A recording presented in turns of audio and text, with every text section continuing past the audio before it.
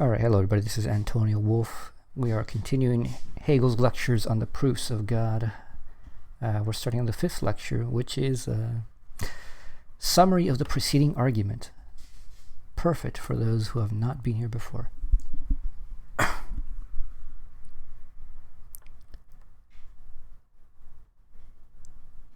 We may sum up what has gone before as follows. Our heart ought to have no dread of knowledge. The determinacy of feeling, the content of the heart, ought to have substance. Feeling or the heart ought to be filled by the thing that religion is about, and thus the broad and the true. But this thing, the substance, is simply the truth of the divine spirit, the universal in and for itself. And just for this reason, not the abstract universal, but the universal in the development that belongs essentially to itself. The substance is thus essentially thought in itself and exists in thought. Insofar as faith is no longer merely implicit and naive, but has entered into the sphere of knowledge with all its requirements and claims, its innermost nature, if it is to be known as essential and true, is thought. But this thought must at the same time be known as something necessary, must have gained a consciousness of itself and of the connectedness of its development. It thus broadens and proves itself, for proving as such simply means to become conscious of connection and thus of necessity. And in relation to our present design of the particular content in relation to our and in relation to our present design of the particular content in the universal, in and for itself, and of how this absolute truth itself is the result and thus the final truth of all particular content. This connection that is present to consciousness ought not to be a subjective operation of thought outside of the thing that religion is about, but should follow only the latter and be only an exposition of it and its necessity. Knowledge is just this exposition of the objective movement of the content of the inner necessity that belongs to it, and it is true knowledge when it is in unity with the object. For us, this object must be the elevation of our spirit to God, what we have referred to as the necessity of absolute truth, the result into which everything returns in the spirit. So that was a page-long paragraph. Let me read this more slowly and give a bit of commentary explaining some of the sentences. So, starting from the top again. We may sum up what has gone before as follows. Our heart ought to have no dread of knowledge. The determinacy of feeling, the content of the heart, ought to have substance. Feeling or the heart ought to be filled by the thing that religion is about, and thus be broad and true. The first chapter is concerned the distinction of faith and reason, particularly that the distinction is not between faith as gullible ignorance and reason as, just knowledge without conviction or of any kind or any feeling to it. Hegel says faith is the immediacy of knowledge, in that anytime you are engaging with something that you know or are going to know, really, you begin with faith insofar as faith is immediate, that you have faith that which is before you is something real, that it is something meaningful, that it is worth investigating in the first place. So for Hegel, faith and knowledge, faith and reason, do not have an oppositional dichotomy in which they're exclusively oppositional. There is no such thing as faith without reason in reality, because to have faith in something is to have a reason for that essential conviction that you have. And it's not just a conviction, it's really like the deepest sense of just holding that something is true. So, the fact that the everydayness of walking around and, being confident that if you get up and walk around, you're actually in a room, that there's actually, a world out there. You open the door, you walk outside, you go to work, you say hello to your neighbor, and you have faith that this deep intuition that obviously your neighbor is real. It's not a fiction of your imagination. It's not a dream, blah, blah, blah, blah, blah. So that's the immediacy of faith, what you could call just abstract faith. Then he says, the determinacy of feeling, the content of the heart, ought to have substance. Feeling or the heart ought to be filled by the thing that religion is about, and thus be broad and true. So the feeling is a determinate form of faith, insofar as feeling has a specific object, obviously that which is within feeling, and that which is felt of. But feeling as such is not the basis of faith. Like, you don't say that you have faith towards any feeling as such. So feeling isn't the essential quality of faith, one would say.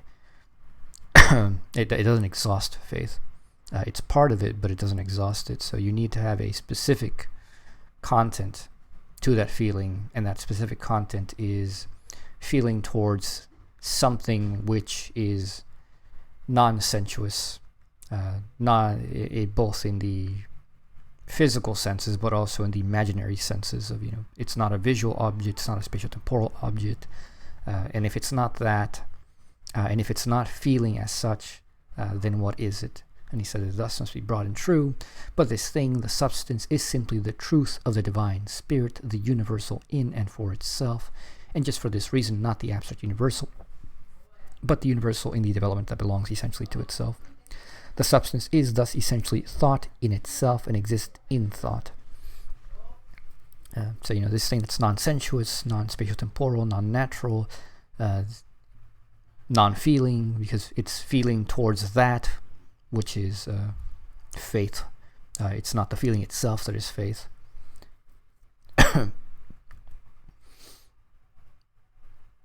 And what could that object be? Well, once you removed all these other determinations, the only object you could possibly have is an object of thought. God is not an intuition of the senses. It's not an intuition of the feelings. Particularly, it's an intuition of thought. If you could call that an intuition, which I have no problems doing, but some people are picky about the specificity of that term. So insofar as faith is no longer merely implicit and naive, but has entered into the sphere of knowledge with all its requirements and claims, its innermost nature is thought. But this thought must at the same time be known as something necessary, must have gained a consciousness of itself and of the connectedness of its development. So this thought must at the same time be known as something necessary, because you're not going to have faith in something unnecessary, something merely contingent. Faith, particularly in this case, faith towards God is a necessary being. This thought must have gained a consciousness of itself and of the connectedness of its development.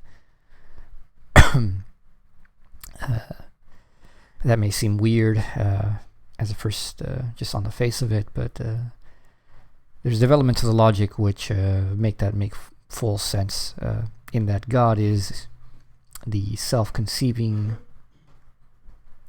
conceptualization of concepts, and we are an instance of that self-conceiving conceptualization of concepts, in that the human being is that being which conceives not just other beings and everything else, but also conceives itself as the conceiver of the conceptions of these other beings, including itself. So hopefully that makes sense. Don't know how to put that in any simpler terms. It thus broadens and proves itself, for proving as such simply means to become conscious of connection, thus of necessity in relation to our present design of the particular content of the universal in and for itself, and of how this absolute truth itself is the result and thus the final truth of all particular content. So since this is obviously the proofs of the lectures on the proofs of God, the thought you're talking about here is the thought of God. And so the question is, how can we go from the thought of God to the proof of God with the concept of God? So somehow, if this is going to happen,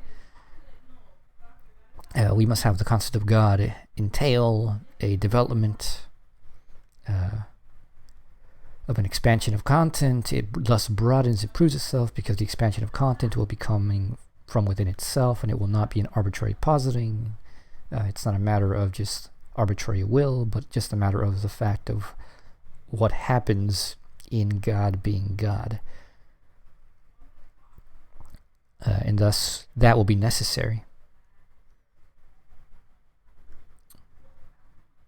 And of course, God isn't some just unconscious force, but God, in order to be God, has to be themselves conscious and personal in a way which seems an affront to modern, well, calling it modern is the wrong term, because Hegel is peak modernity. We're still pre-modern in so many ways.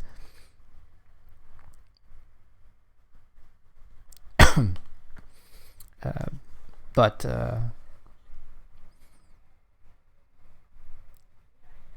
where was I go? Oh my god, I lost my train of thought. Give me a second. Content, universal form.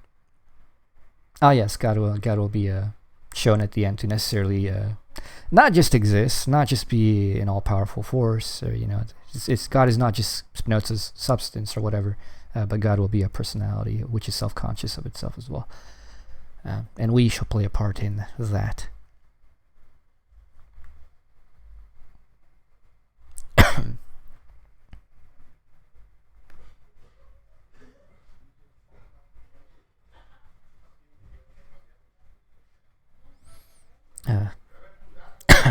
Someone asked, could you clarify how Hegel defines nature? Yeah, nature is just the self-externality of the idea. Nature is a domain that particularly operates predominantly under the concept of the object, or in the form of objectivity, properly speaking. And everything that happens in nature is necessarily, as natural, going to be a spatial-temporal bodily phenomenon. Not that everything that exists in nature is necessarily going to, as such, be a bodily phenomenon, like gravity exists, but it's as gravity as such is not necessarily a bodily phenomenon, except obviously gravity only exists within bodies or through bodies. Well, rather the proper way would be within and through bodies. Therefore, as a conceptual consequence, gravity is a bodily spatiotemporal phenomenon. Although when we talk about gravity as such, we're really talking about it in an abstraction.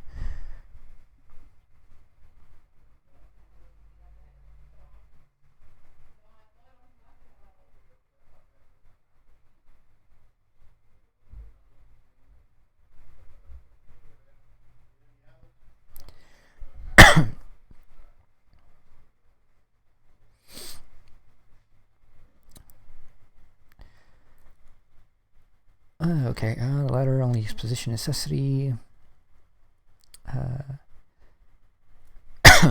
This connection that is present to consciousness ought not to be a subjective operation of thought outside of the thing that religion is about, but should follow only the latter, and be only an exposition of it in its necessity.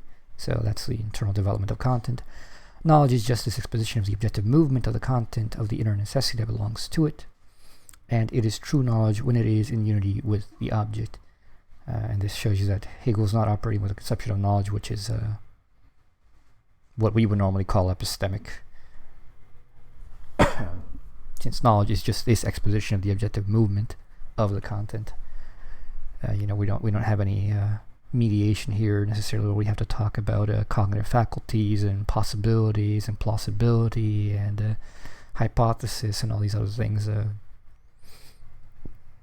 Not that you can't do that, not that it makes no sense to talk about such things, but really the knowledge that Hegel is interested in as philosophical knowledge is not going to be grasped in any of those ways.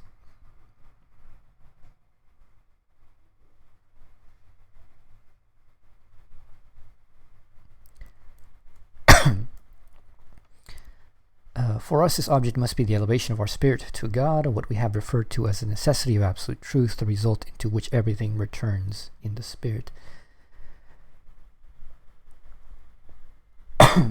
So in a way, excuse me. So in a way, well, not in a way really. These lectures were given, if you remember in the first lecture, as a side set of lectures which were supplements to his lectures on the science of logic. The science of logic, Hegel famously said, is the knowledge of God as he is in himself before creation. Some people want to interpret that as just Hegel being bombastic but not serious, and some people believe Hegel's an atheist, but those people are just plain wrong. No, Hegel really does mean that. The logic is not God, but it is God as the universal logos. And it gives the general determinations of how everything else is going to operate beyond that. So now we can move on.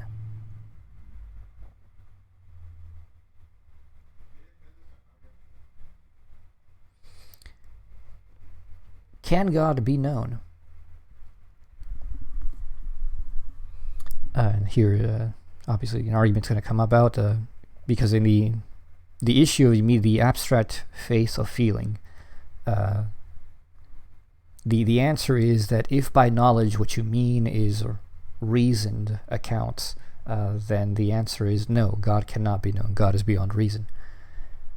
And this is not just a Christian thing, really. This is a thing that actually has been the case for a long time, with mystical conclusions to speculative philosophies. The Indians said it long ago. You had that train of thought go all the way to also appear in China. You also have it appear in Egypt. You have it appear in Greece, and you have it every once in a while appear throughout the entirety of the Christian dominance of the cultural world of the West, and now globally for quite a good portion of the earth. And the idea is that God is beyond reason. And now the minority position is that God can be known. So it's a good question to answer. Can God be known? Rather a good question to ask.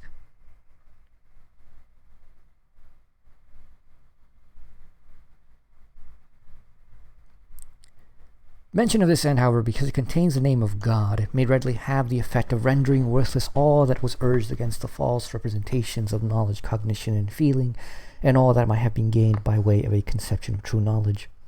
It has already been remarked that the question about the capacity of our reason to know God was made into a formal question. That is, it was referred to the critique of knowledge, or of cognition in general, and to the nature of faith and feeling. This was done in such a way as to abstract these qualities from any content.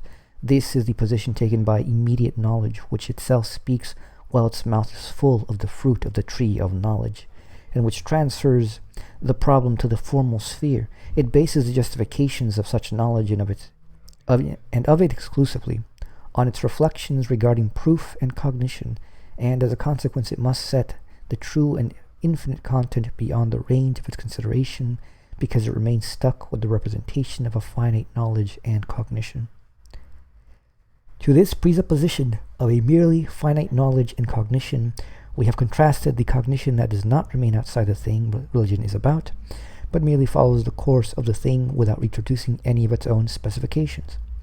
We have directed attention to the substantial element in feeling and thought which exists essentially for consciousness, for thinking consciousness insofar as its truth has to be worked out in its innermost nature.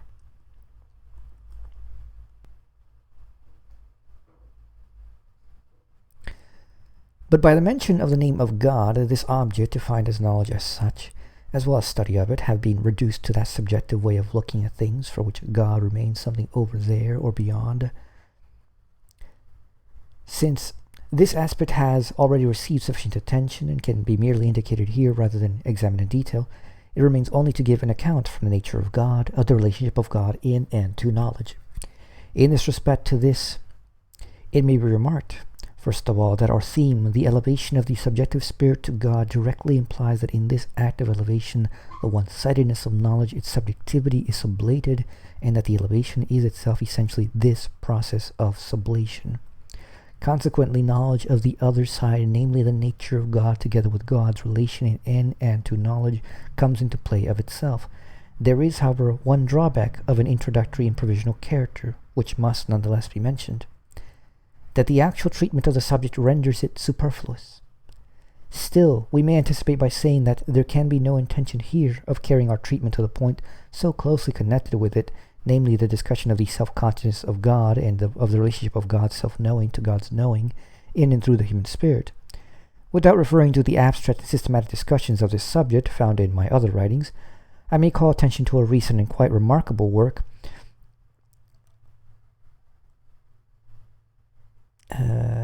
something in German which I don't entirely comprehend.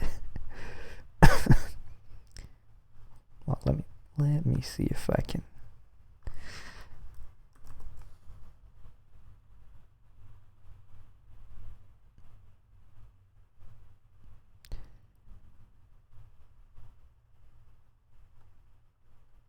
Aphorisms about what is Nichtwissen? Not knowing, or ignorance. Aphorisms about ignorance and absolute knowledge in relation to the Christian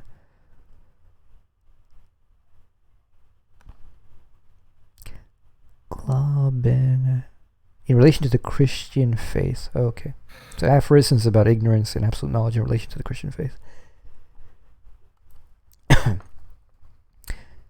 By E. Franklin. Oh, never mind. It makes reference to my philosophical presentations and contains quite as much profundity of Christian faith as it does depth on speculative philosophy. That's a good plug for oneself. I know I've said all this stuff before in my lectures and my prior lectures and in my books, but here's another guy who quotes me. Go read him.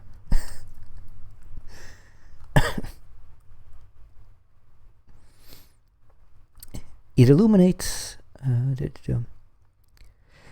all the points of view, all the twists and turns that the understanding brings to bear against cognitive Christianity, and it answers the objections and counter-arguments that the theory of non-knowing, Nichtwissen, mounts against philosophy.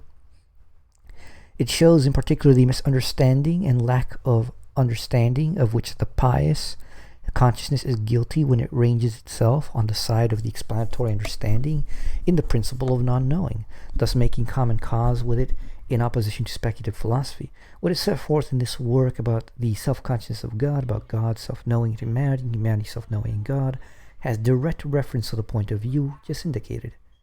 It is set forth in speculative profundity and with an illumination of the false understandings that have been brought to bear on philosophy as well as Christianity in these matters.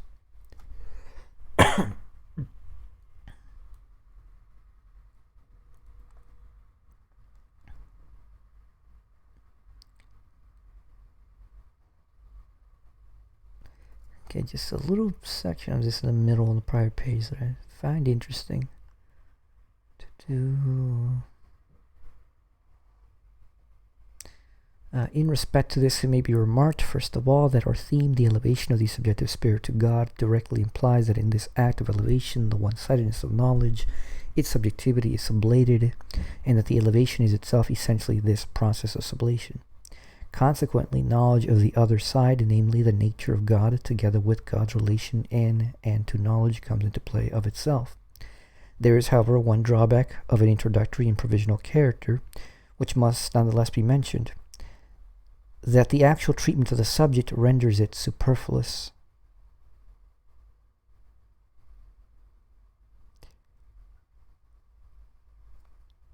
Now, I'm not quite sure what the it he's referring to here is. The one that makes most sense to me is that it's about the distinction between knowledge and God as well as faith and reason, or faith and knowledge. In the actual treatment of the subject, renders it superfluous. So, here Hegel's dealing with faith and knowledge and the distinctions of that and the object of God. But the science of logic is the entire proof of all of this. In the science of logic, these questions do not arise because they don't have to.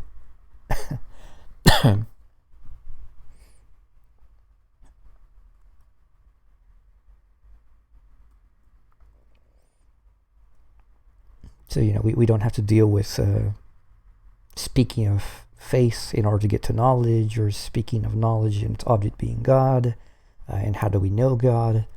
In the development of the science of logic, we develop concepts, and eventually we get to the idea, and we recognize that the idea is operationally exactly what we want to talk about when we talk about God, and therefore the idea is God in the abstract. Very concrete abstractness, but still abstract.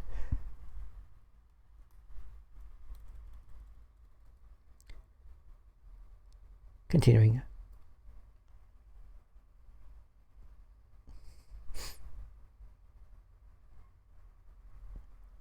But even in respect to the wholly general representations to which we here confine ourselves, in order that, starting from God, we may speak of the relationship of God to the human spirit, we encounter above all an assumption that contradicts any such design, namely, that we do not know God, that even in believing in God, we do not know what God is, and therefore cannot proceed from God. To take God as the starting point would be to presuppose that we were able to state and had stated what God is in God's self as the primary object. I don't know if this...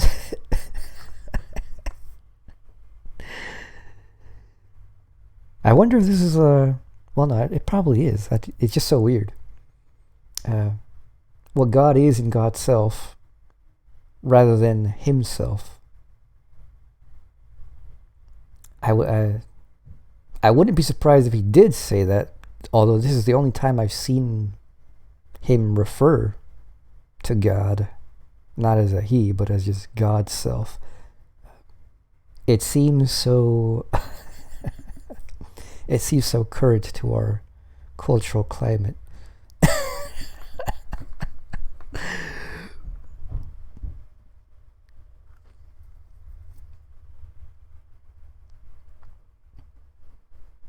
I've never seen that anywhere else either. Maybe it's a translation? I'm not sure. Yeah, I wouldn't be surprised if it's original, but it feels like such a weird way to say it. And it feels like, well, it seems to me like this would be something like somebody like with a current viewpoint of the issues of gender might go and say, you know what, it doesn't make sense to reduce God just to masculinity, but can't call it feminine either because it's both. So, not himself or herself or themselves too abstract. No, it's God's self. Yeah. I'm going to guess Hegel did it just because they use he to refer to people in general throughout the whole document, rather than substituting she. So, like, if they really wanted to change it, I think they might have went for it elsewhere. Yeah, I've seen him use the word God self before, but like it just wasn't prevalent, and yet here it's really prevalent.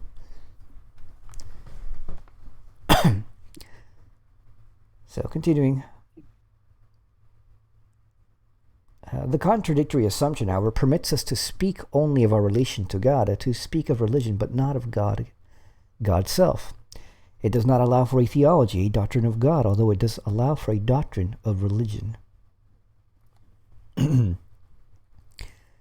Even oh, Jesus. Even if there is not precisely such a doctrine... Actually, give me a second. I'll get some water.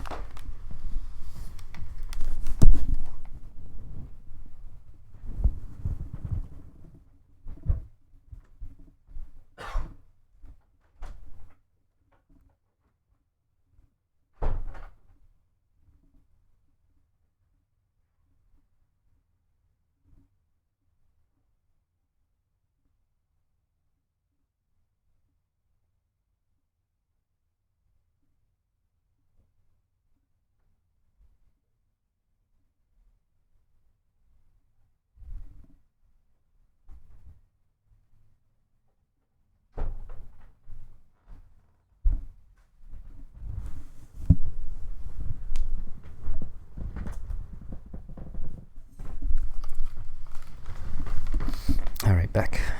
Hopefully that's better.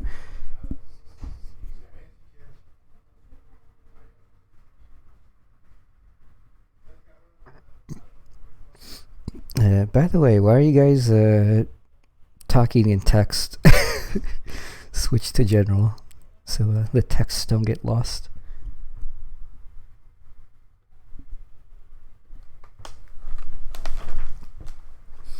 And by that I mean switch to the general channel. I think Pedro is always. Well, tell him. So continuing, even if there's not precisely such a doctrine, we at least hear much talk, an endless amount of it, or rather a little talk with endless repetitions about religion, and therefore less about God's self. This perennial explication of religion, of its necessity, its usefulness, and so on, together with the trivial or even prohibited explication of God, is a peculiar phenomenon of the cultural spirit of our time. We get off most easily when we are contented with this standpoint, so that we have nothing before us but the barren characterization of a relationship in which our consciousness stands to God.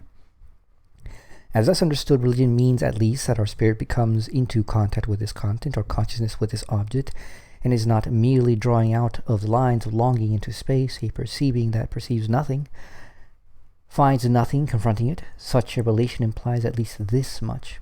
Not only do we stand in connection with God, but also God stands in connection with us.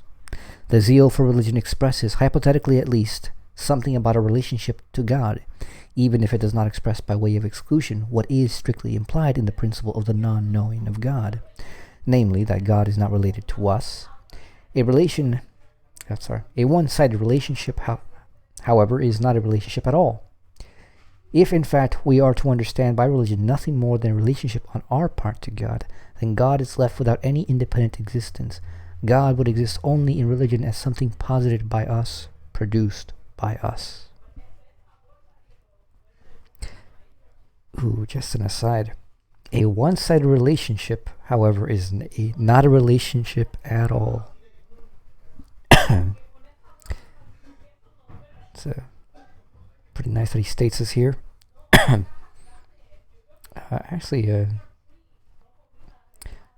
We had an interesting discussion here a couple days ago about the possibility of universal love, in which you can love people who you don't even personally know and who don't personally know you.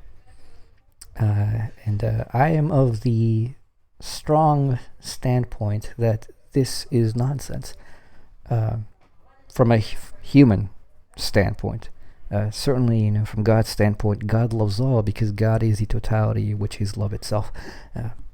But for us, love is a person-to-person relationship. If you love someone and they don't love you, you don't have a loving relationship there.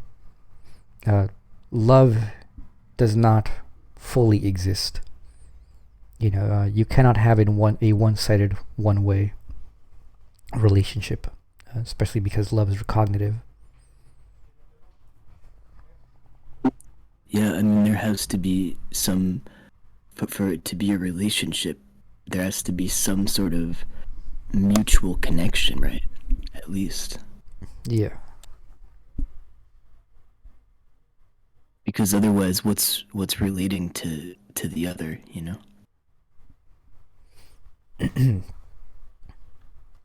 Yep. Like in those situations, you may want to love, and you may resignate yourself to a certain kind of half relationship, if you could call it that. But there's a recognition that the relationship is not fully intact. I almost wonder if such a relationship with God could be considered parasocial.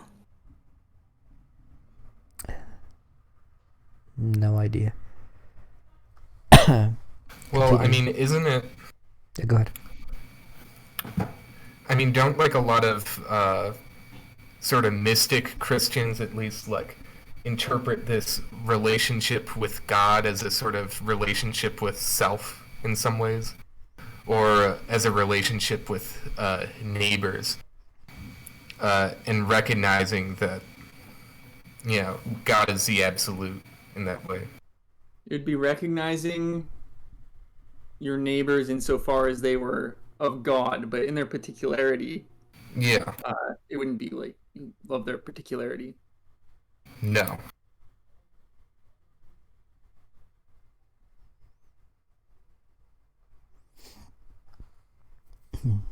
All right, continuing. If in fact we are to understand by religion nothing more than a relationship on our part to God, then God is left without any independent existence. God would exist only in religion as something posited by us, produced by us.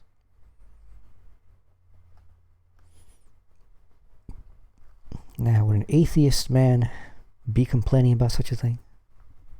I don't think so.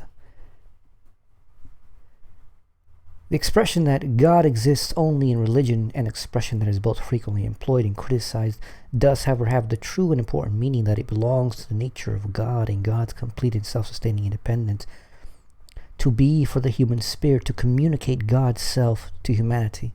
This meaning is totally different from that previously referred to, in which God is only postulate a belief. God is and gives God's self in relationship to humans. If this word is limited to saying that we indeed know or recognize that God is, but not what God is, and is thus used with a constantly recurring reflection on knowledge, this would imply that no determinate content can be ascribed to God. Then we could not say that we know that God is, but merely speak of is. For the word God introduces a representation and thus a substance, a determinate content, without which God is an empty word. Oh, that is a good argument right there. If, in the idiom of this, non-knowing the qualities of God to which we must still find it possible to refer are limited to those that are negative, and for this the term infinite is peculiarly appropriate, whether by it is meant the infinite. That's just a weird word. Whether by it is meant the infinite as such, or the so-called attributes extended into infinity, this still gives only an indeterminate being, an abstraction, a kind of supreme or infinite being, which is expressly our product, the product of abstraction, of thought, which remains merely in the form of understanding.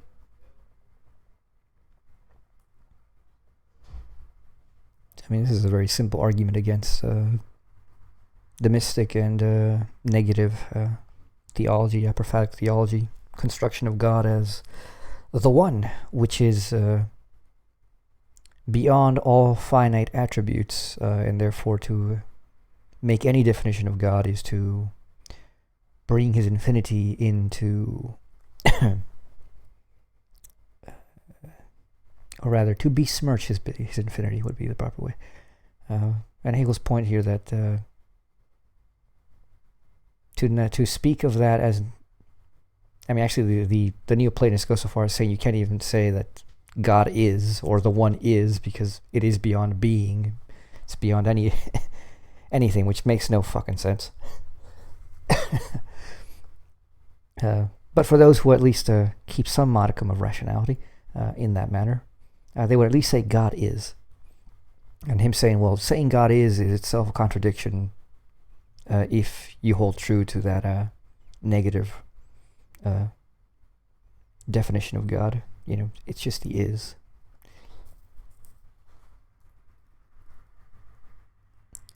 Now, if God is not located solely in a subjective knowledge or in faith, and if it is rather seriously meant that God is for us and has on God's part a relationship to us, and even if we do not get beyond this merely formal characteristic, it is implied that God communicates God's self to humanity. And this is to admit that God is not jealous. The most ancient Greeks attributed jealousy to God when they represented God as generally putting down what is great and lofty, and as wanting to have everything level, and actually making it so. Plato and Aristotle were opposed to the notion of a divine jealousy.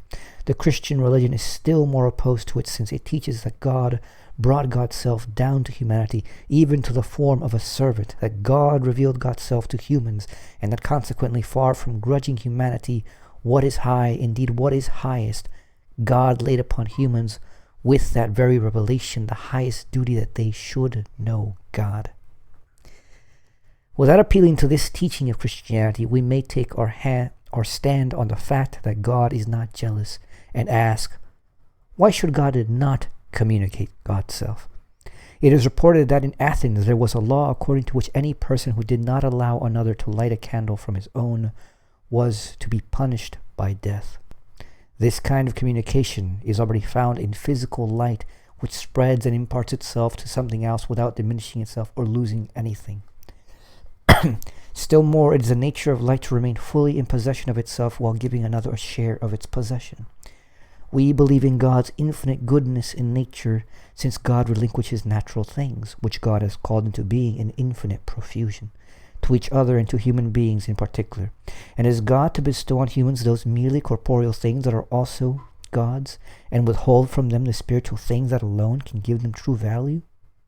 It is as absurd to give such notions a place as it is to say of the Christian religion that through it God has been revealed to humanity, and yet to maintain that what has been revealed is that God is not and has not been revealed.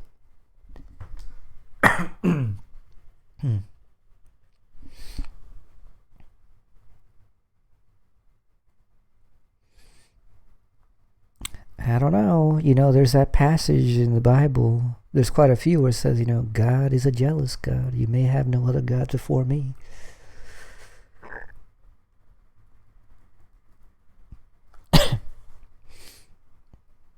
At least that's what it says in the Old Testament.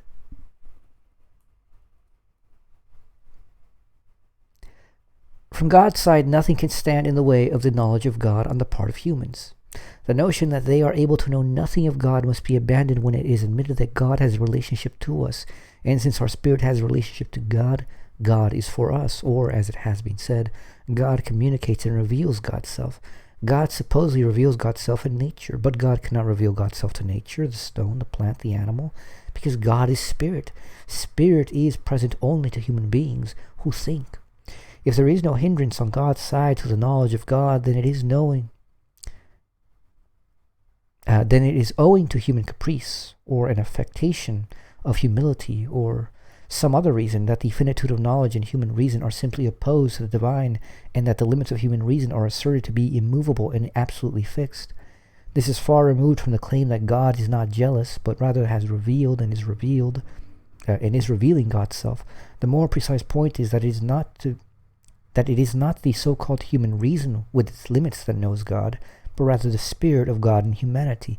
In terms of the previously employed speculative formulation, it is God's self-consciousness that knows itself in the knowing of humanity.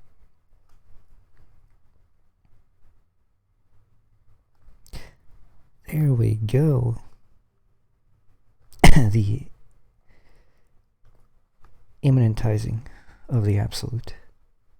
The infinite is in the finite. So it's not a question of, people like, how could we humans, we who are finite, we who know nothing, we're still floundering around, how could we know God? Well, 'cause you are in and of God.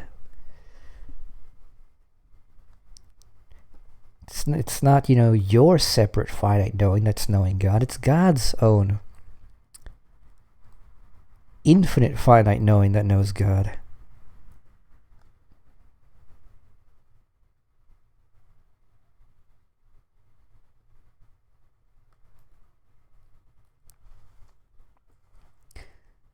This will suffice by way of calling attention to the main points of view that are floating about in the atmosphere of the culture of our time as the product of enlightenment and of an understanding that calls itself reason.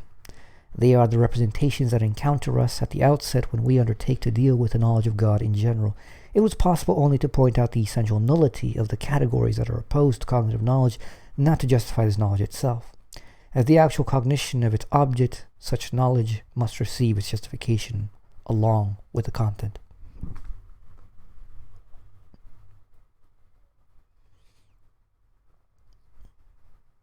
All right, end of the 5th lecture.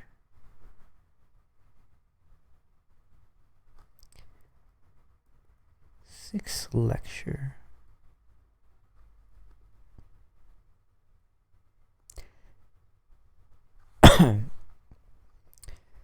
Now I'll put this up to a vote. I think we've kind of gotten the gist of what the general issue is, since that is the end of the introduction of the issue. The question of the affirmative approach is probably just going to be a sort of recapitulation of certain things, just looking over it. The affirmative approach, historical aspect, proofs from consensus, metaphysical proof, lecture, critique of metaphysics of natural theology.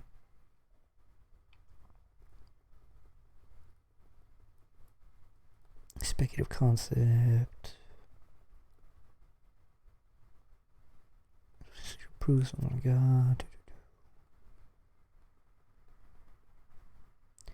Two kinds of proof. Modes of connection between being and concept.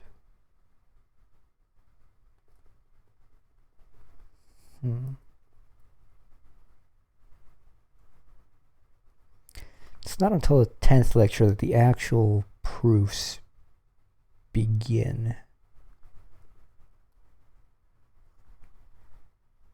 So we can skip to the 10th lecture.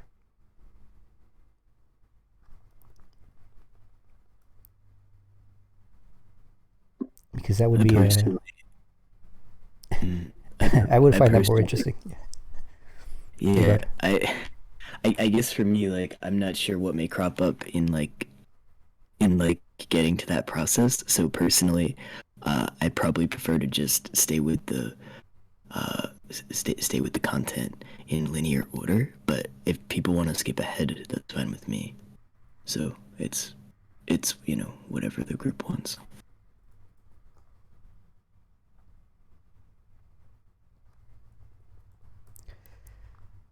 All right. Any dissenting voices, options? I'm fine to hop ahead if that's what people are interested in.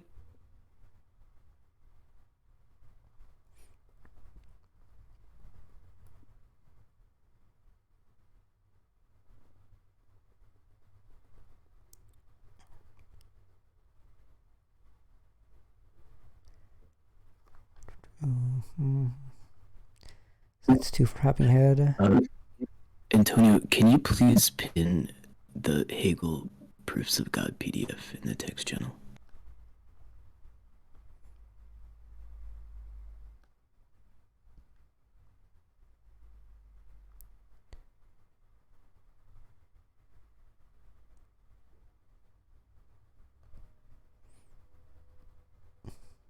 Okay. Done.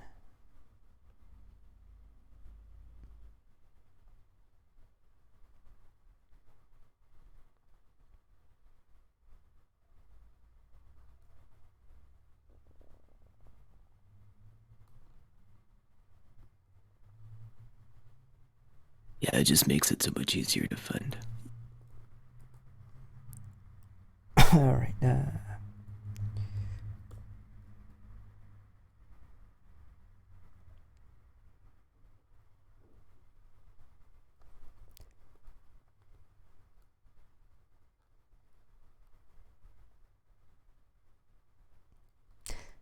All right, let's go into this. Let's just go and keep in order then. 6th lecture, affirmative approach.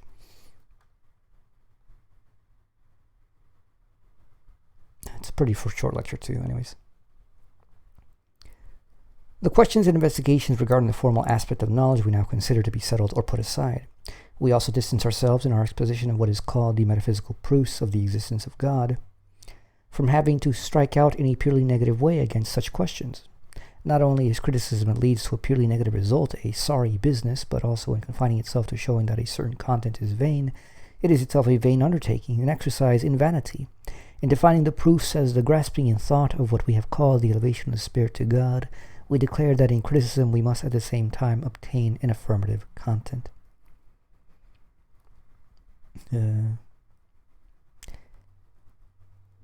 It's pretty good. The criticism that leads to a purely negative result is a sorry business, and in confining itself to showing that a certain content is vain, is itself a vain undertaking, an exercise in vanity. The entire YouTube and Twitch debate sphere BTFO'd.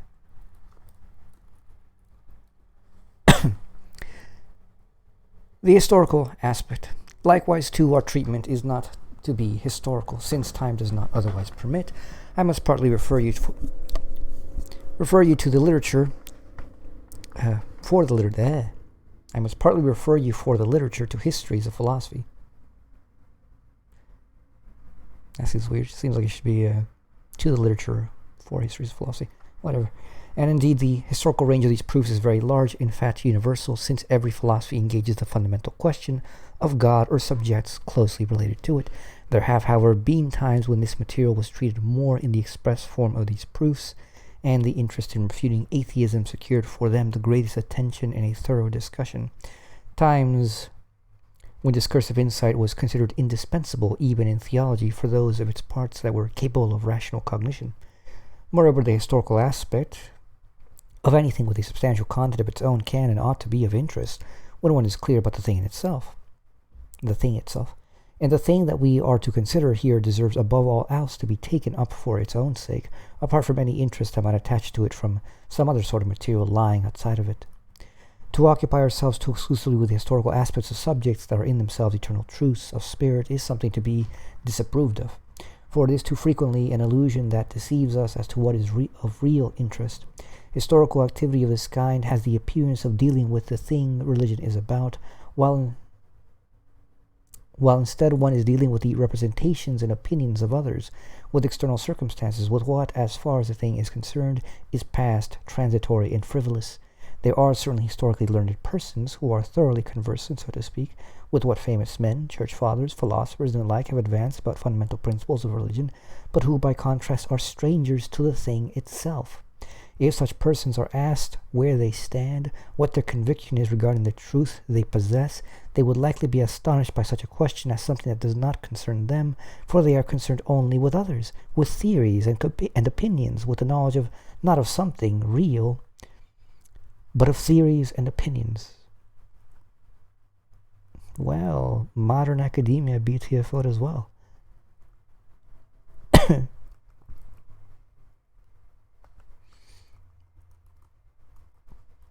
You know, people constantly philosophy rather than the philosophers. People constantly ask me, "What do you think about so and so?" I'm like, "I don't know." They're like, "Oh, you know, according to Plato's theory of this, well, like, do you think it's true? If it's not true, if you don't think it's true, why are you bothering with it?"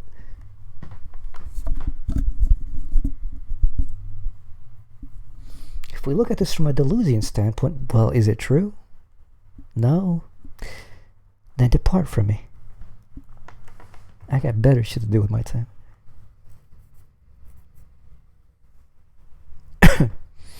That's what I like about Hegel quite a bit, actually. Hegel doesn't talk a lot about, despite the fact that he is very discursive in history and he knows a shit ton, he generally doesn't deploy it when it's not necessary. You know, when it's straight on the categories, it's just straight about categories, and he'll bring up the history as remarks and tangents, but it's not essential to the case. Usually just as a pedagogical aid, because it will be like, well, the reader will think it's like this, and so I need to show them how I'm kind of doing something different and that there's mistakes with that. Like, it's usually just as like a teaching tool that he'll bring up externalities.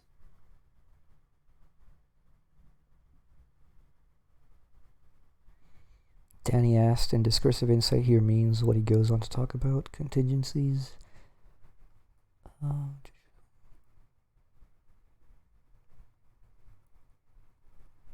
Where did he say this?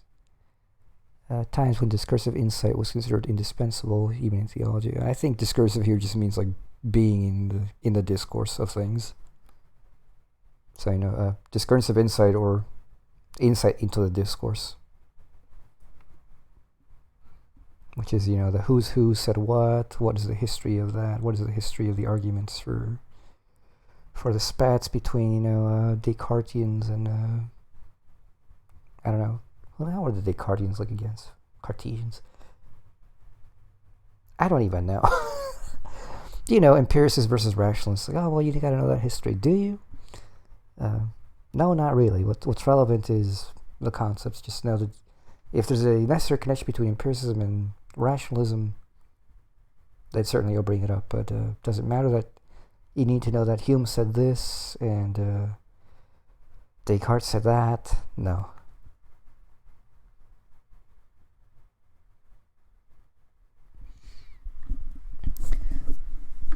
The proof from consensus. It is the metaphysical proofs that we are considering. I make this remark inasmuch as it has been customary to deduce a proof of the existence of God ex consensu gentium, proof from consensus, the consensus of the people, I suppose, a popular category over which Cicero long ago waxed eloquent. To know that all human beings have represented, believed, and known that God exists carries with it a tremendous authority. How could any individual resist it and say, I alone contradict everything that all humans represent to themselves, what many of them have perceived to be true by faith, what all feel and believe to be truth?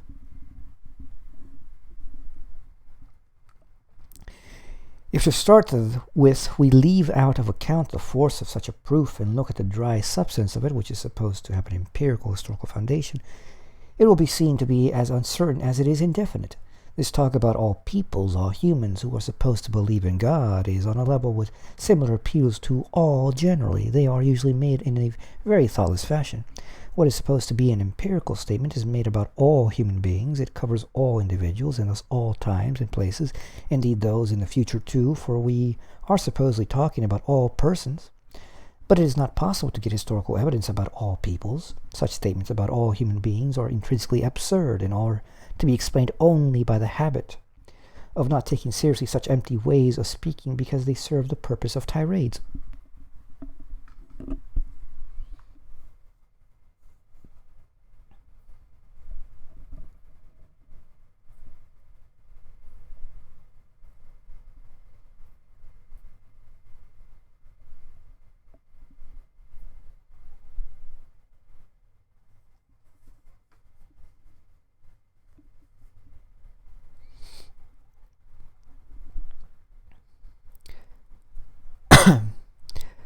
Apart from this, peoples, or if you will, tribes have been discovered whose dull consciousness, limited to the few objects of their external needs, has not risen to an awareness of anything higher than might be called God. What is supposed to be the historical element in the religion of many peoples rests principally on the uncertain explanation of sensible expressions, outward actions, and the like. In a great many nations, even those that are highly civilized, with whose religions we have a more definite and thorough acquaintance, what is called God is of such a character that we may hesitate to recognize it as such. A very bitter dispute has occurred between Catholic monastic orders as to whether in the Chinese state religion the names Tian and Changdi, the former meaning heaven and the latter Lord, might be used for the Christian God. The question is whether these names express representations that are so utterly opposed to ours of God that they contain nothing in common, not even the common abstraction of God.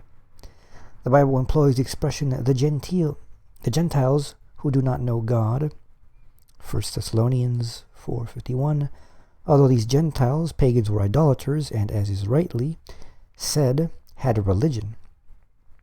Nonetheless, we draw a distinction between God and an idol, and despite the broad meaning applied in modernity to the word religion, we perhaps shy away from giving the name God to an idol. Are we to call the Apis of the Egyptians, the monkey, the cow of the Hindus, and so on, God?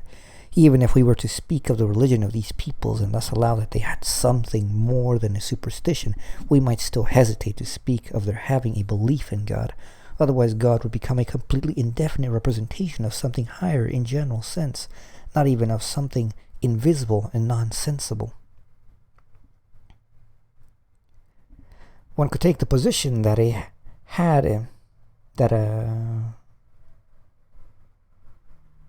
not sure if that's a I will assume that's bad. Had, as in it is something that's had and over with. Okay.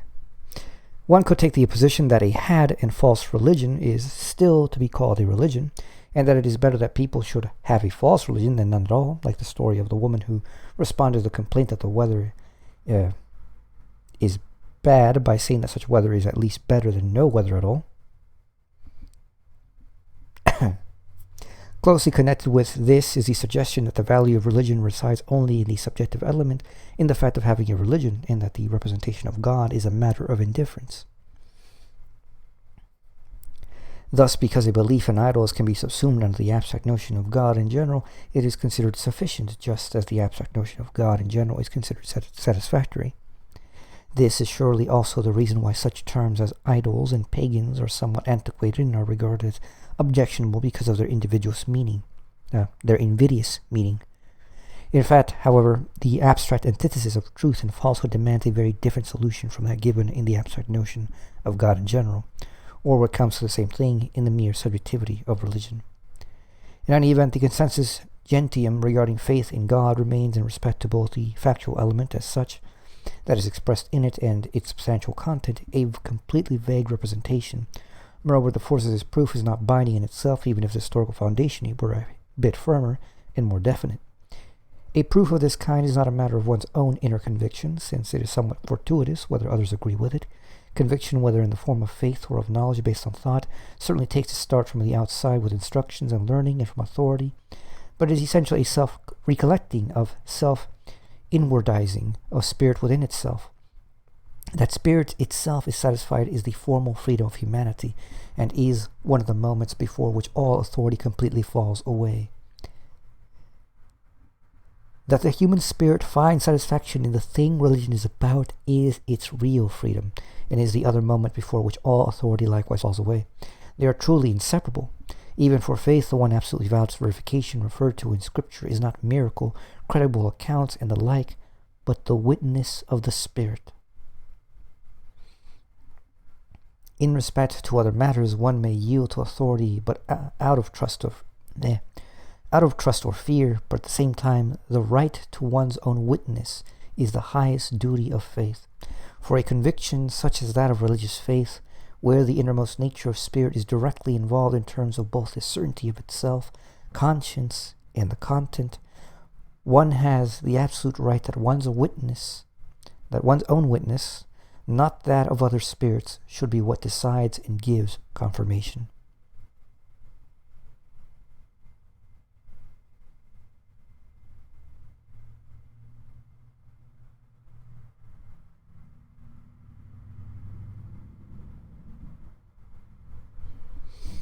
Footnote 5. Hegel is referring to the promise of spirit, which in his lectures on the philosophy of religion, he also opposes to miracle as a verification of the teaching of Jesus.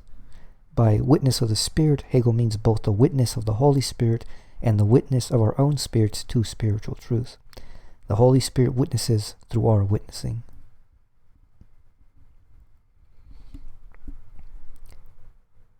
The metaphysical proof. The metaphysical proof that we are here considering is the witness of the thinking spirit, insofar as the latter is thinking not only in itself, but also for itself. The object with which it is concerned exists essentially in thought, even if, as earlier remarked, it is taken as something represented in feeling. Its substantial content belongs to thought, which is its pure self, just as feeling is its empirical particularized self. In regard to this object, an advance was made at an early time to the stage of thinking, witnessing, that is, proving, as soon as that is, as thought emerged from its absorption in sensible and material perceptions and representations of sky, sun, stars, sea, etc., and from its concealment in fanciful images still permeated by sensibility. In this way, humans became aware of God as an objectivity essentially for thinking and thought, and likewise the subjective activity of spirit recollected or inwardized itself from feeling, intuition, and fanciful imagination into its essence to thought, and sought to have before it what belongs properly to this sphere, indeed to have it purely as it is in this sphere. The elevation of the spirit to God in feeling, intuition, fanciful imagination, and thought, an elevation that subjectively is so concrete that it has something of all these moments within itself.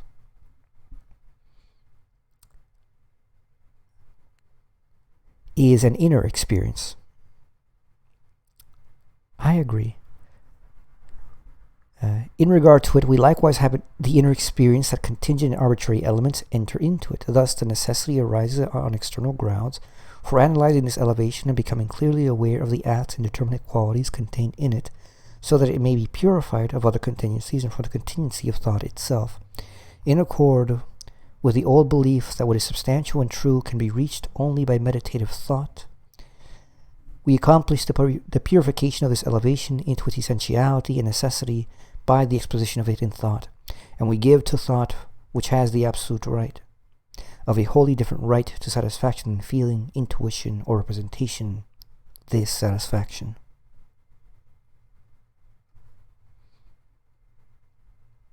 All right, end of lecture 6.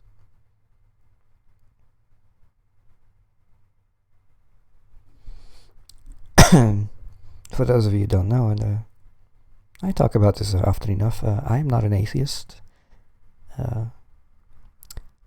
I was convinced by Hegel that God absolutely is real and exists. And there is a sense in which you would think, oh, well, that's just an intellectual conviction. It's like Spinoza's God or whatever. Even with Spinoza's God, if you really understand the concept, you cannot help but have a peculiar feeling towards the object of that concept. There's just an inherent awe to it, a sort of reverence to it. It's not a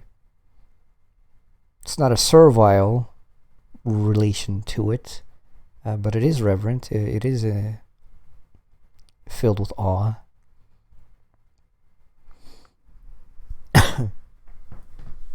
And so just the very concept of it does, if you really develop through it, logically speaking, and you grasp what it really is, necessarily does lead you to a feeling, an intuition of the divine.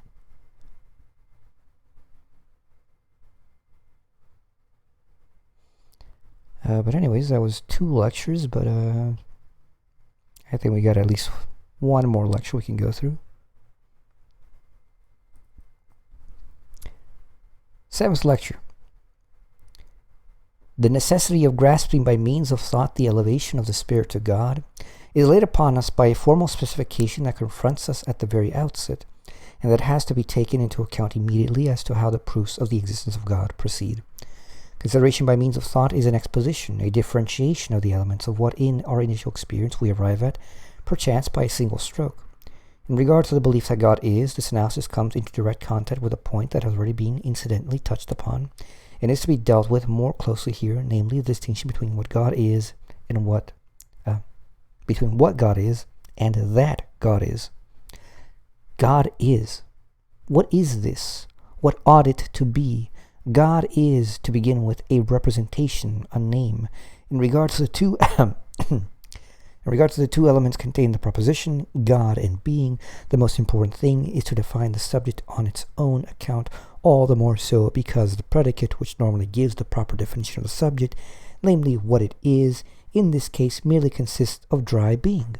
But God is at once more for us than mere being, and conversely, just because God is an infinitely richer and different content than mere being, the important thing is to add to this content a different sort of determination than that of being.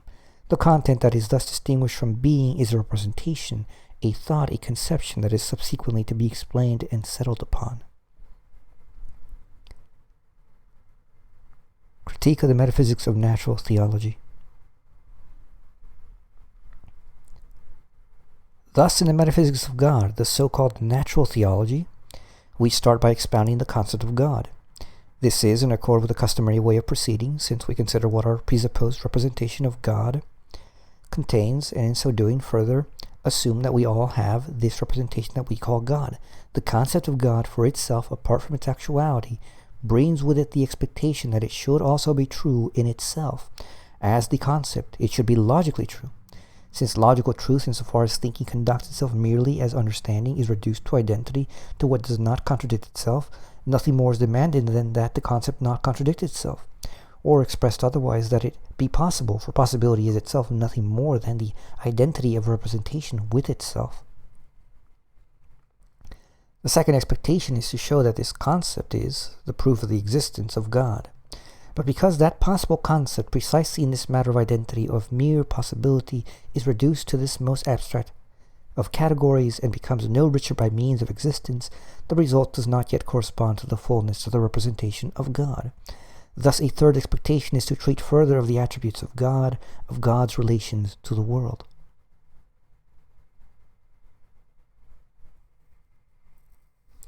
Footnote 1. The three themes of the Theologia Naturalis, here designated by Hegel, freedom from contradiction of the God concept, proof of the existence of God, and attributes of God, are not to be understood as a sketch of the structure of then current elaborations of natural theology, but as a designation of three central thematic complexes that have been treated in different ways at different times. For Christian Wolff, Theologia Naturalis Methodo Scientifica Betractata, the a posteriori and a priori proofs of God constitute the framework of the two parts of natural theology, in which the argument moves from the concept to the attributes of God. Alexander Gottlieb Baumgarten, Metaphysica, 7th edition, divides his natural theology into the treatment of the concept of God, conceptus Dei, distinguished according to existentia, intellectus, and voluntas, existence, intellect, and will, and the activity of God, operationis Dei. Hegel owned a German edition of Baumgarten's Metaphysik.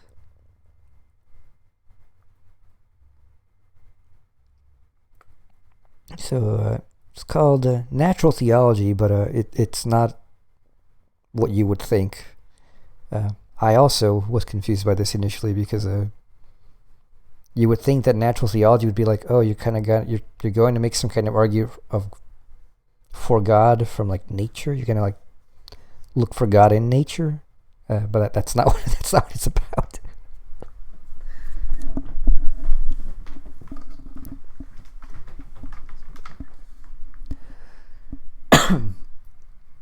Excuse me.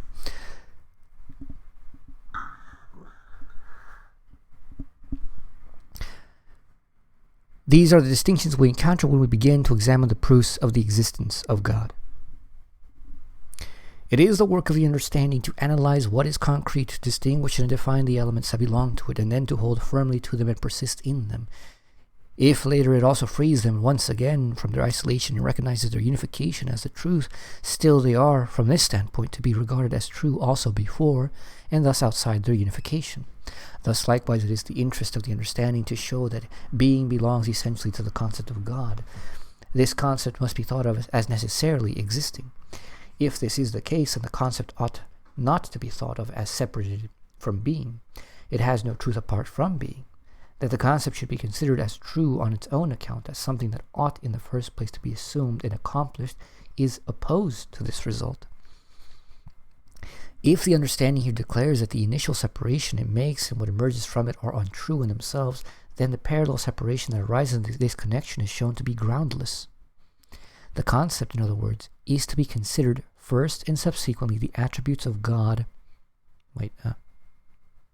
The concept, in other words, is to be considered first, and subsequently the attributes of God are to be... The concept, in other words, is to be considered first, and subsequently the attributes of God are to be treated. The concept of God constitutes the content of being. It can and ought to be nothing other than the sum of its realities. But how then should the attributes of God be anything other than the realities, God's realities? If the attributes of God are supposed rather to express God's relations to the world, the mode of God's activity in and toward an other different from God, then the representation of God involves this much at least, that God's absolute self-sufficiency does not permit God to come out of God's self, and that whatever condition might obtain in the world, which is supposed to be outside and over against God, is something that ought not to be presupposed as already decided. God's attributes and activities or conduct remain only enclosed within the divine concept, with their determination in it alone, and are essentially only its relation to itself. The attributes are only the determinations of the concept itself.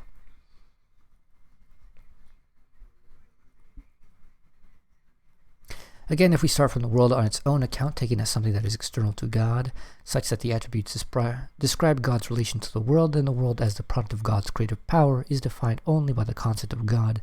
The concept in which, after this superfluous detour through the world, the attributes again find their determination, and the concept, if it is not to be something empty but rather full of content, is made explicit only through them.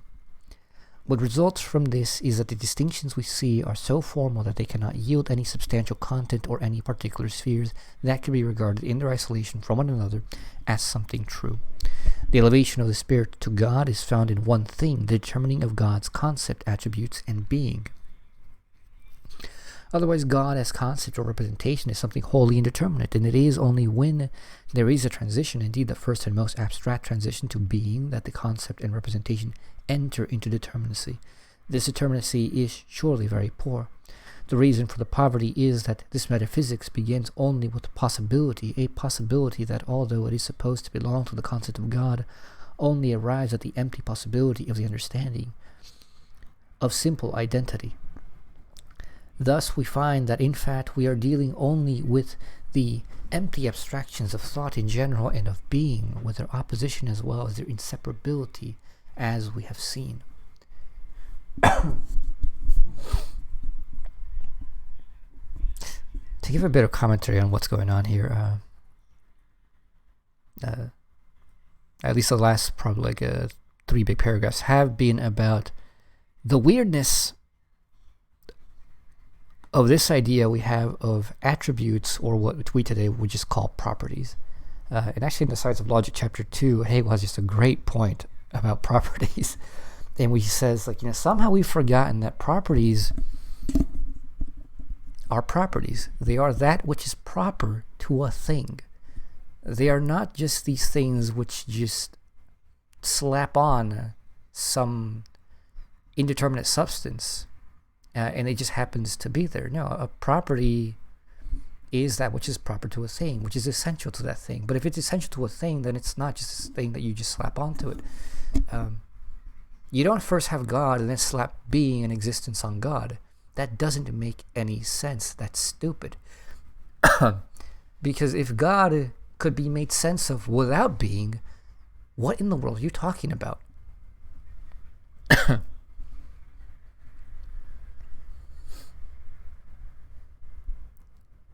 So, what he's talking about here about the way in which God is differentiated from his realities makes no sense.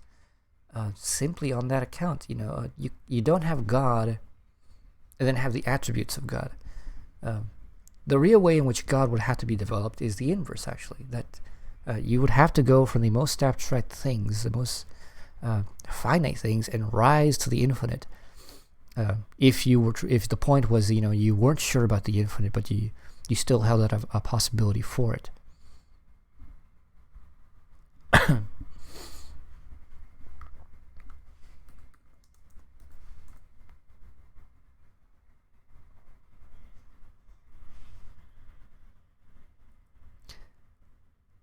Anyways,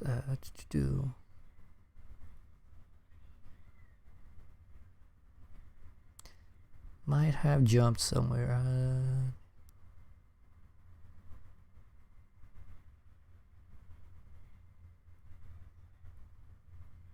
Where was I? Was I on, again, if we start from the world on its own account? I think we're on, since we have indicated the nullity of the distinctions. Okay. Since we have indicated the nullity of the distinctions with which the metaphysics of natural theology begins, we have to mention that only one consequence follows for its procedure, namely that, along with the distinctions, we give up the procedure. One of the proofs that we shall consider has as its content the already intermingling opposition of thought and being, which in due course we shall discuss in terms of its own value. Here, however, we might emphasize the affirmative element it contains for the knowledge of the at first wholly general and formal nature of the concept. We must attend to this insofar as it concerns the speculative foundation and cohesion of our treatment in general. This is an aspect that we only indicate. In itself, it can indeed be nothing other than the truly guiding aspect, but it is not our intention to pursue it in our treatment or to confine ourselves to it alone.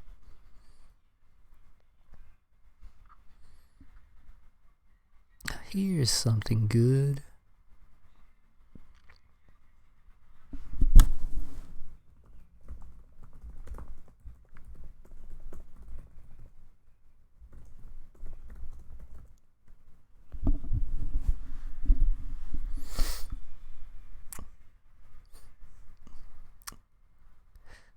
Pay attention, Dark Master.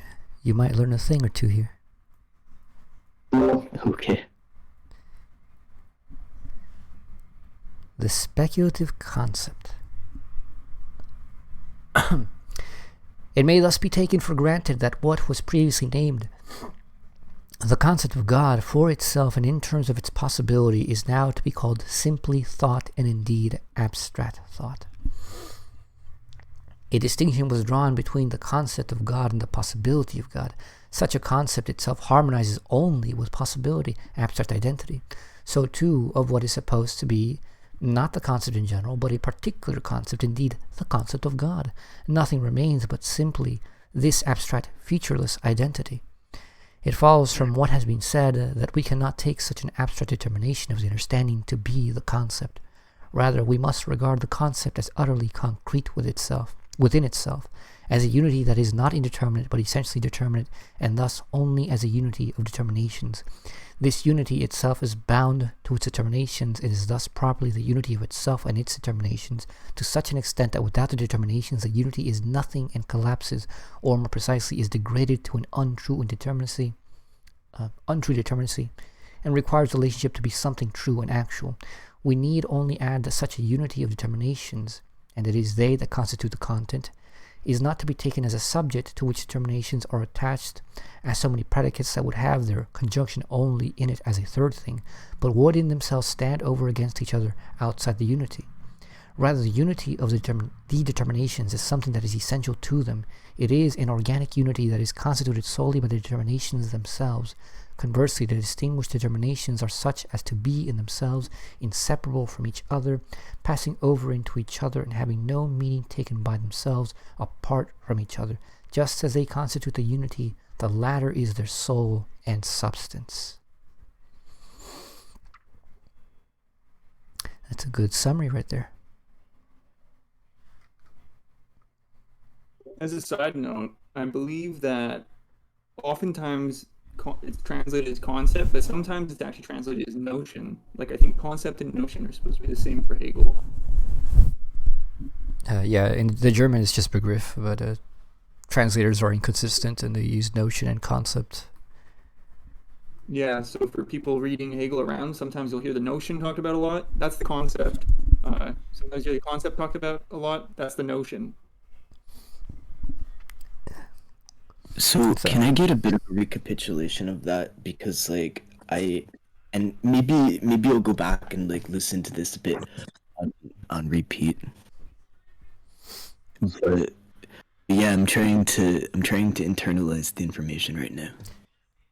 All right, so you know how the Christian gods, the three omnis: omnipotence, omnibenevolence, omniscience. Well, usually somebody adds omnipresence, but that's kind of dumb. Hegel's saying that in a true concept, the speculative concept, you cannot have these three things as distinct things that do not have an immanent necessary relationship to each other. There is no way you could have omnipotence without omnibenevolence, without omniscience, and you cannot have God apart from them.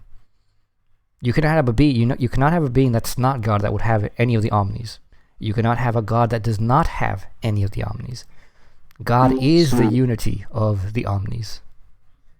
Oh, okay, I understand. So for a thing to have any of the omnis, they must have all three, and those three together is what constitutes God. And those three cannot be without each other. You cannot have one without having all the others. Right, exactly. That's why you can't just have an object that just has one of them. Yeah, so the arguments... well,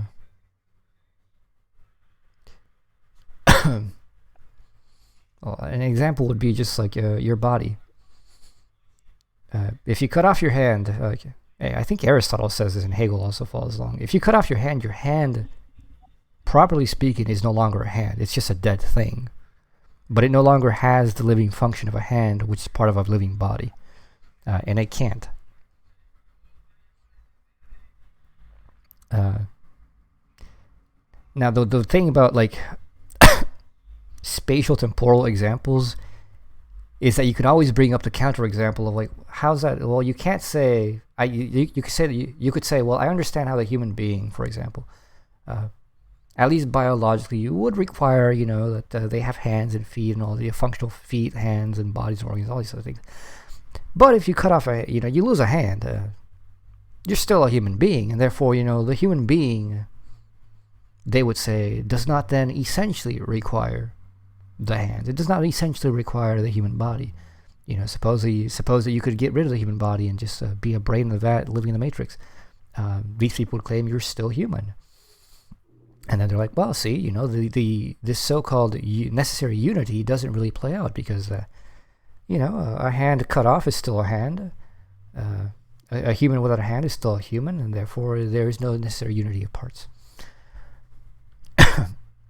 Which, fair, it's an argument.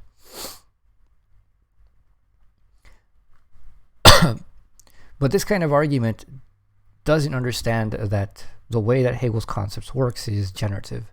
It's about a self-generative dynamic in which something maintains itself. Sure, you can be a human and lose your hand, but that's not going to be an essential determination of neither you as a personality, nor is it going to be an essential determination of the species as a whole, or the culture as a whole. Though it, in certain ways, certain things may happen enough that they might become recognized and integrated. Yeah. So the idea then, the idea is that when the generation happens, all three generate at the same time. Yeah, they have to. Yeah, it's like trying to think of a square. You always need to think of four lines that have an exact certain kind of ratio or angles between one another. Like, you can't think a square without. No, but I want to think a square with 3 points. Damn. It's right. Like it's a silly idea.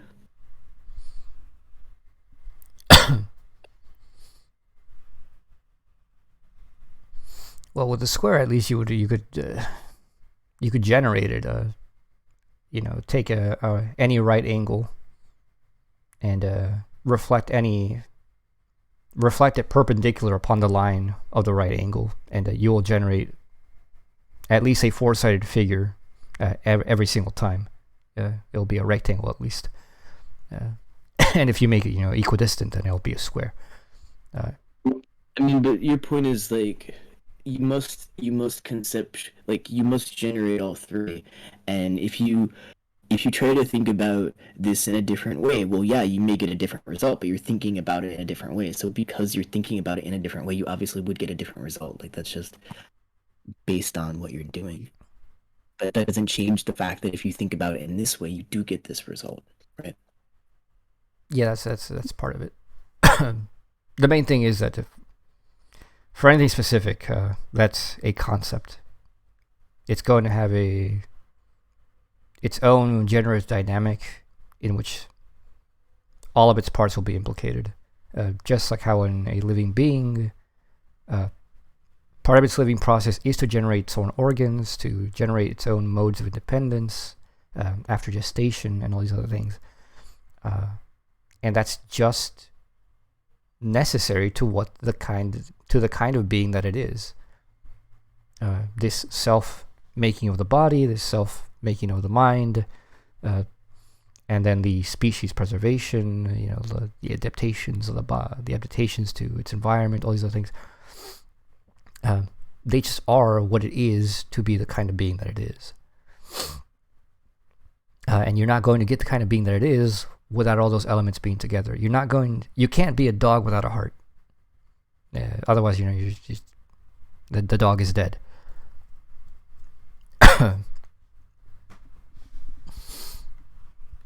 Is it possible? Well, you may say it is. I was gonna ask if it's possible to have a dead concept,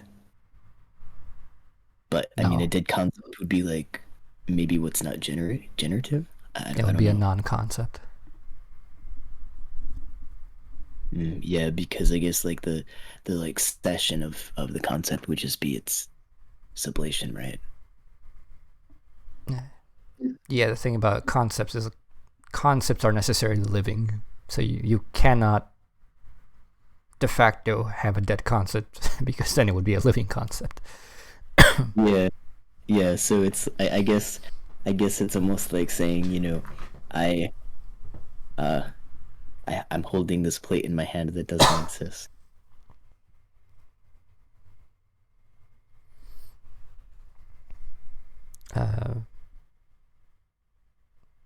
Like in Hegel, for example, in the concept of life, death is not an opposite to life. Death is the failure of life. It's when the unity fails.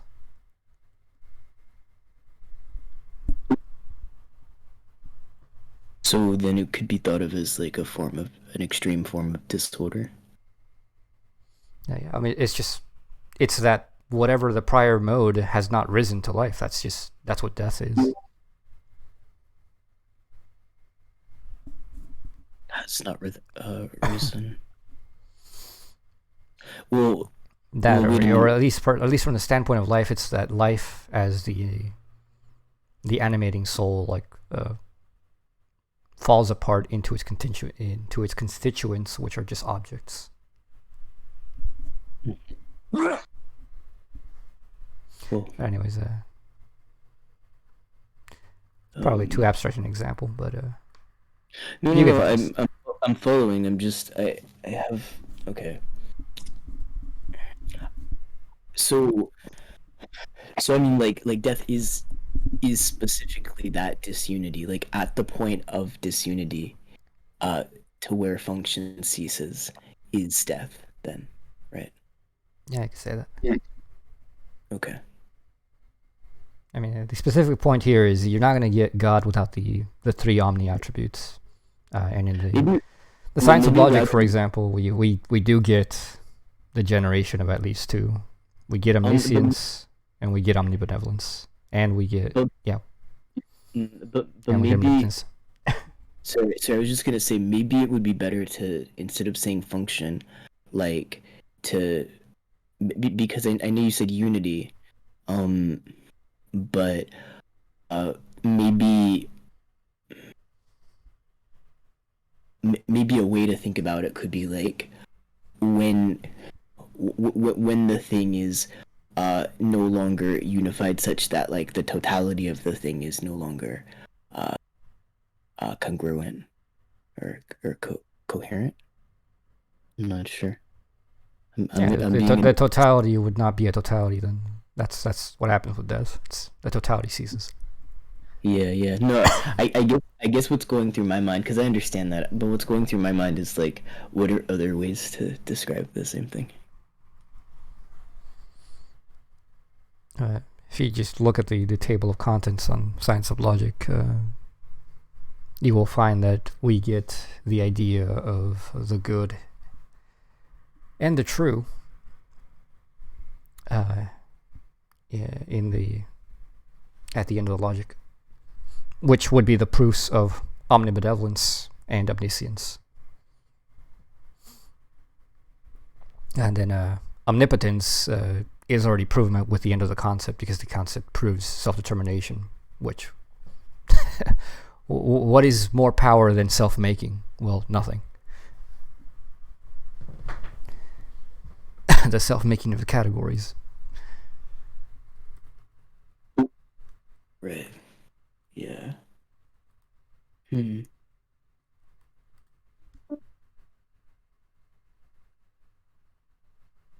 All right, continuing. This is what makes it. Yeah. Sorry, I just had one other question. And I'm just trying to think about this. So, would we say that God would be subordinate to the absolute ideal? No. Okay. God is the absolute ideal. Oh, okay.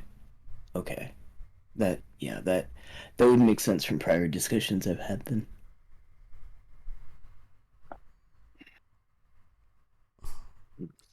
Okay, continuing. This is what makes up the nature of the concreteness of the concept in general. We cannot philosophize about any object whatsoever without starting from universal and abstract categories of thought, least of all when God, the profoundest of thoughts, the absolute concept, is the object. Thus, we could not avoid indicating that the speculative concept of the concept itself is.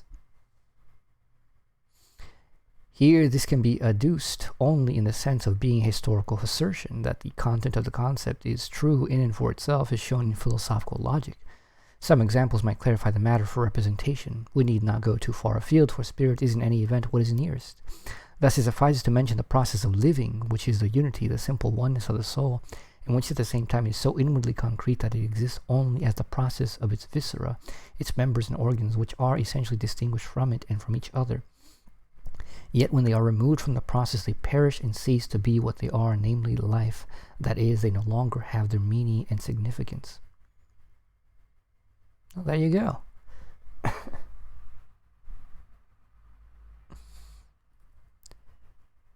We still have to attend to the consequence of specifying the concept of the speculative concept in the way that we have.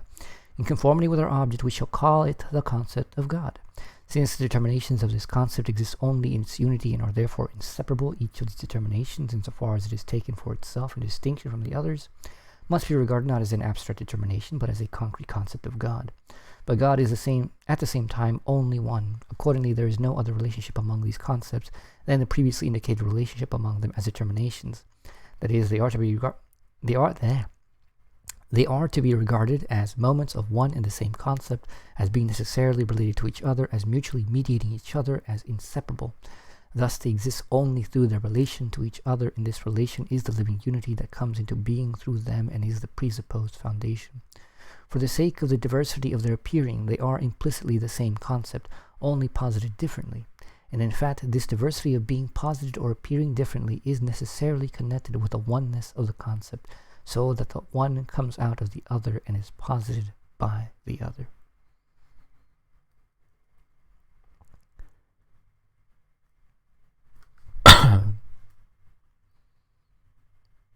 Which, by the way, is exactly the circle.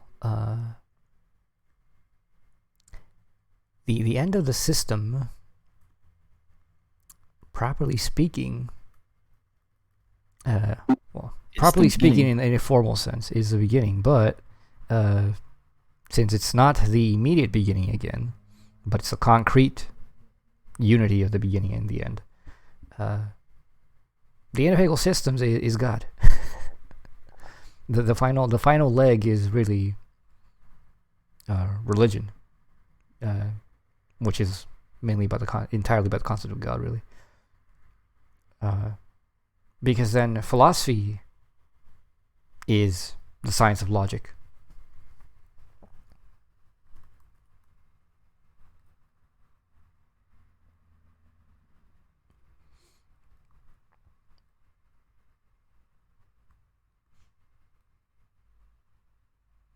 So, once you develop the whole system, you've gone from being to the concept idea, and the idea ends up bringing you back around, and it produces as its final consequence God. God is the idea. The difference from the concept as such is simply that the latter has these abstract determinations as its aspect, while the concept in more determinate form, the idea, had this concrete aspect within itself, aspects for which the general determinations are only the basis. These concrete aspects are, or rather appear to be, a complete whole existing for itself when it is comprehended as differentiated in them, within the basis that constitutes its specific determinacy, as well as within itself. Then we have the ongoing determination of the concept, not only a multiplicity of determinations, but also a wealth of configurations, which are just as much purely ideal and are posited and contained in the one concept, the one subject. And the unity of the subject with itself becomes the more intensive, the greater the differences displayed within. The further ongoing determination is at the same time a going into itself of the subject, a deepening of itself within itself.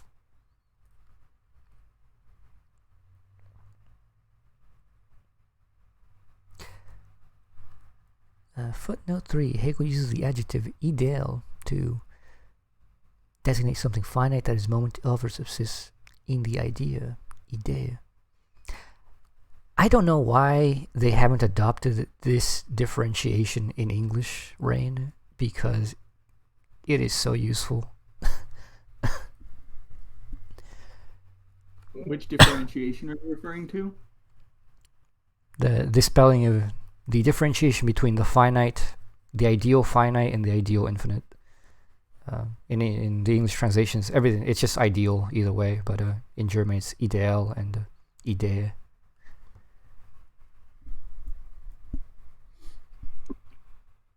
Wait, can you repeat that? Sorry, can you repeat this last bit, please? It's right there in the footnote. Or are you not looking at the PDF? I don't have it up at the moment, no. It's just a German difference. It's a difference in German between finite idea and infinite idea, and you can tell the difference. You can tell the difference in English, but it's annoying that. No, I get it. So like just idea infinite version, idea finite version. Gotcha. Okay.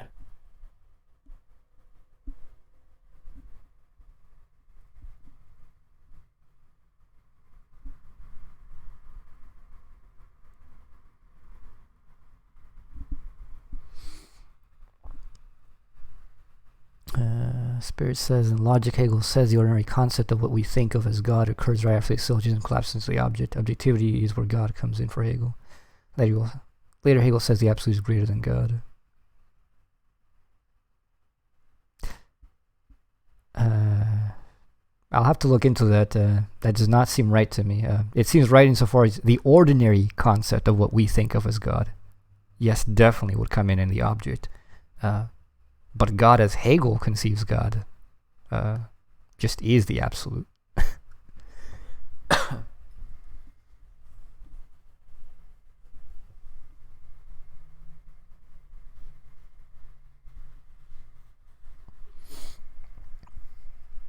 There's actually an interesting argument about what the meaning of the existence of God is for Hegel.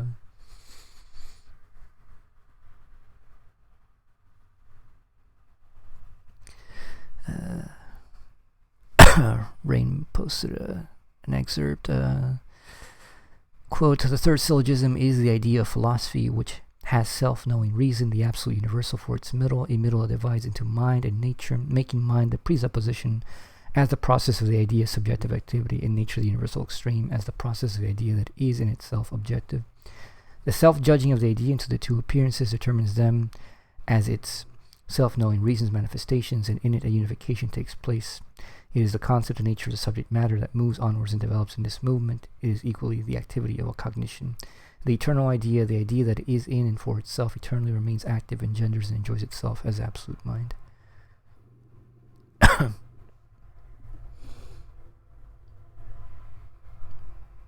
Oh, like that's the very end of the encyclopedia, right? Yeah, the end of the philosophy of spirit. That's the second last paragraph. The following one is I'll post it as well, since we all happen to be discussing this right now. Then I'm curious if Hegel does say that the absolute is greater than God. I'd be curious to know what's meant by that. Because like I know that the way Antonio is talking about the absolute and God, I've pretty much exclusively heard people talk about those as having an identity. Like there is no difference. But then so I'd be interested to know like if there's maybe a context in which there could be a difference or something like that. It could only be a context in which he's talking about the regular conception of God, which is a finite God. But the philosophical conception of God is not a finite God. It is the infinite, which is just the absolute itself, the concept, the idea.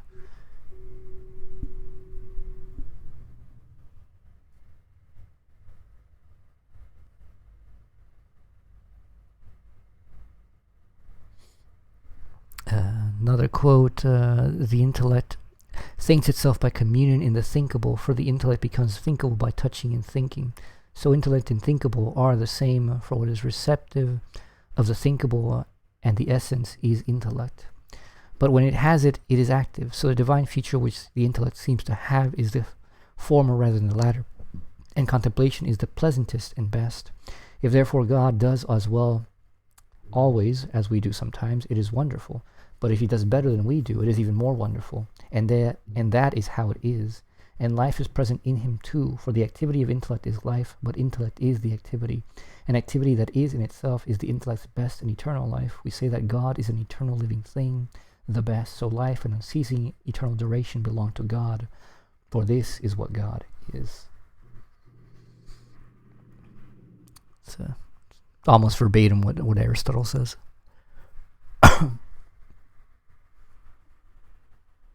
He actually quotes Aristotle just before that paragraph.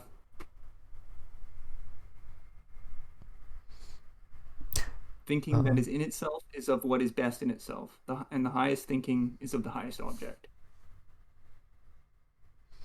Those are Aristotle's metaphysics.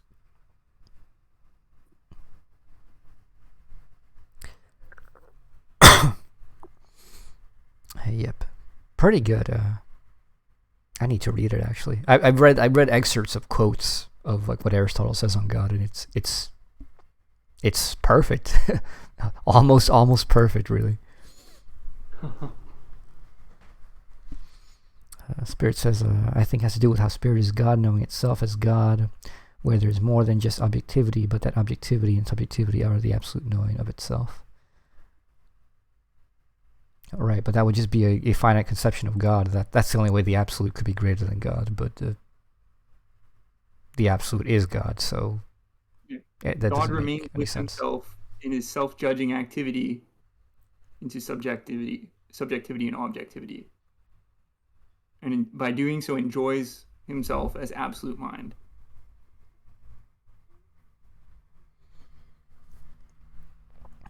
Anyways, let's keep going. Interesting.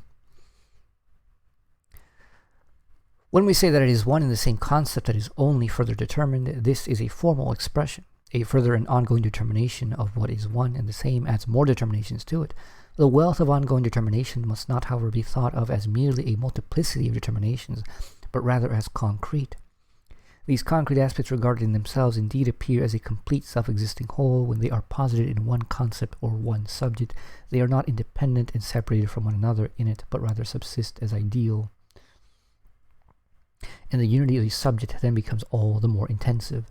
The highest intensity of the subject in the ideality of all concrete determinations and of the highest antitheses is spirit. To give a clearer representation of this, we shall introduce the relationship of nature to spirit. And so, like, it's determined and has ongoing determinations, but it's not mere multiplicity. So it's not Spinoza, where Spinoza just says, well, God has infinite attributes. Why and how, we don't know. But it doesn't make sense to say, to limit God. So we must say God just has the infinite plurality of attributes, whether we have any access to them or not. And Hegel says, no. We must say specifically what attributes. They must be knowable in some form or other, to someone at least. And that someone would have to be someone existent, not merely an abstraction.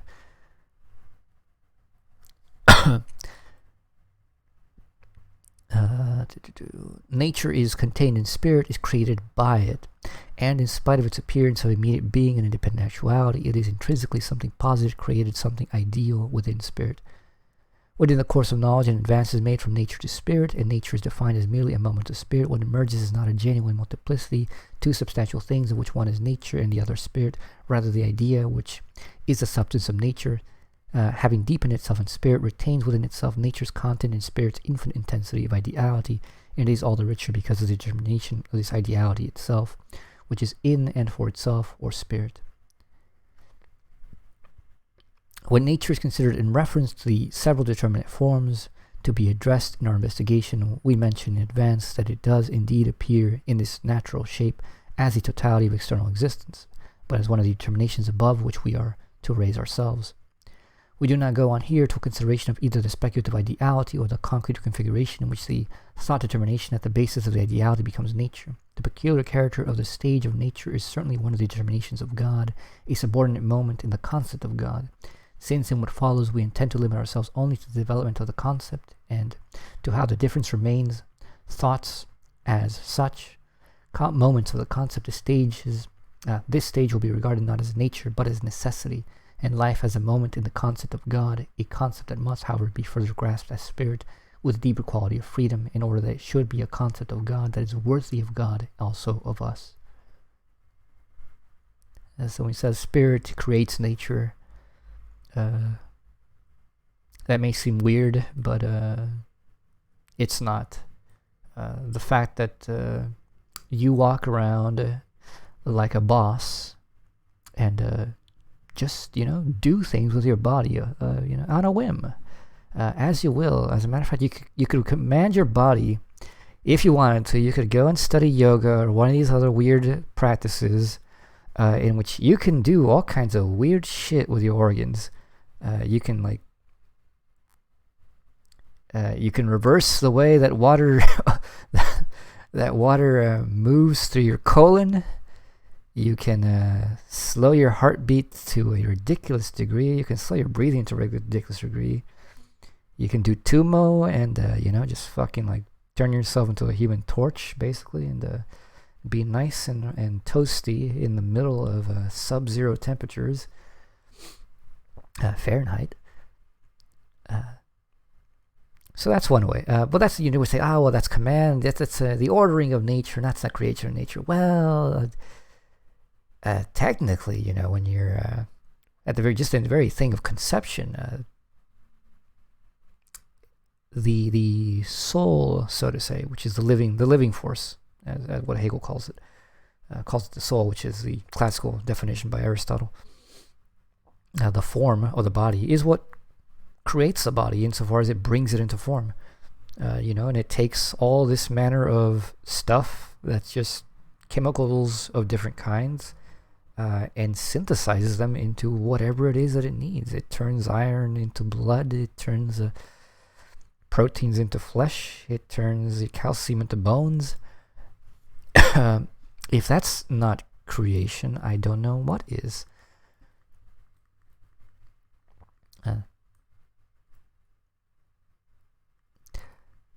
So what has just been said about the concrete form of a conceptual moment calls to mind a peculiar aspect, namely the determinations increase in the course of their development.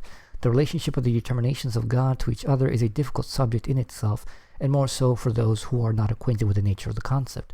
But without at least some acquaintance with the concept, without some representation of it, nothing can be understood of the nature of God as spirit as such. What has been said will, however, have an immediate application in the next aspect of our discussion. And okay, end of the 7th lecture. So I think we'll leave it there. That was some good stretch of reading. No, this one, I think that this came out really well. All right, so we'll just leave it there. For those of you listening, hope you found that interesting. I know there was a lot less to comment on, but at least 2 of those lessons were not very, were more a bit of just like a historical explication than anything, so not much to conceptually comment on. But it seems that it's going to pick up from here on. So see you next time.